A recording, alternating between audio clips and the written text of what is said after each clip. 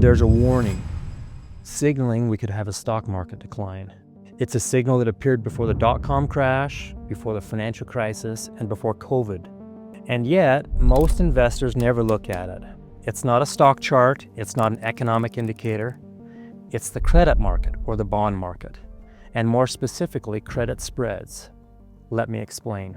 Imagine you have $100,000 that you're willing to lend to someone, and there are two different individuals you could lend money to. The first individual has a great job. It's the same job he or she has had for 20 years. They've never missed a payment, and this individual has an 800 credit score. He or she is very predictable and consistent in the way they meet obligations, specifically financial obligations. And then the second person you're considering lending money to has a decent job. It's a new job he's just started. He generally makes his payments, but he has a 600 credit score. He also has too much debt relative to his income. These are your two different options. If you're going to lend money to one of the two of them, it would obviously be the first person. But what if I told you the second person was willing to pay a much higher interest rate on the loan than the first person? Would that give you an incentive to consider lending him money? Let's say you could lend money to the first person at 7%, and you could lend money to the second person at 11%. The difference between those two percentages is what we call the spread, which is 4%. So when we talk about credit spreads, that's what we're talking about. It's the difference in interest rates between a safe borrower and a riskier borrower. Now let's move the same idea from individuals to institutions. Imagine you could lend money to the US government by buying a Treasury bond paying about 4%. Or you could lend that same money to a corporation, and this particular corporation appears capable of making debt payments, but they have a weaker credit profile. We might call that second option a junk bond. The first option is a Treasury bond.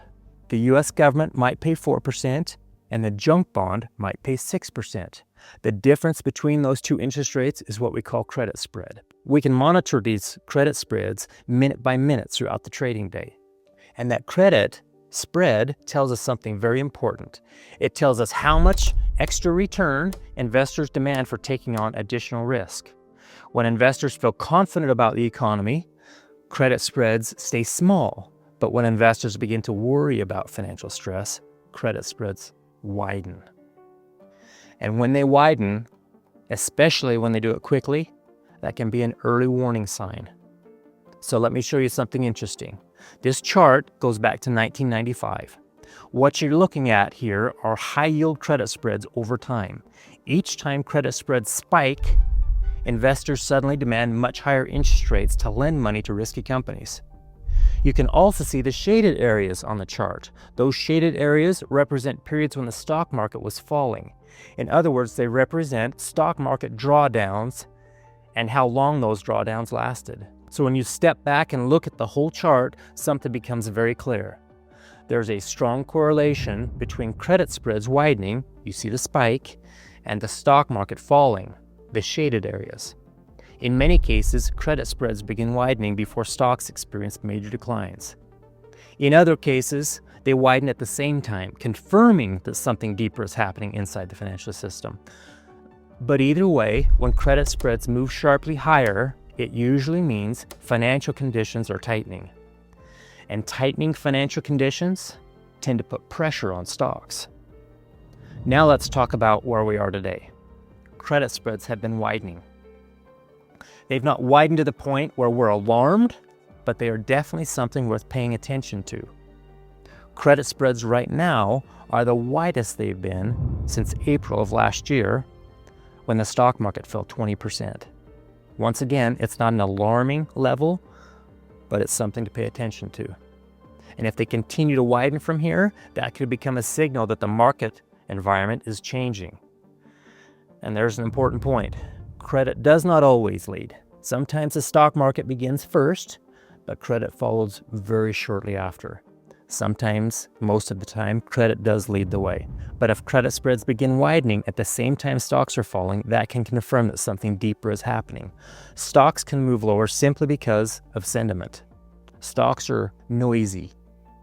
Bond markets are generally not. And when credit starts breaking, investors should pay attention, because if spreads widen dramatically, financial conditions tighten. And when financial conditions tighten, stocks struggle. So while many investors focus exclusively on stock charts, it may be worth watching the credit markets as well. Because historically, credit cracks first. And like I mentioned, they're beginning to widen. So here's the question every investor should think about.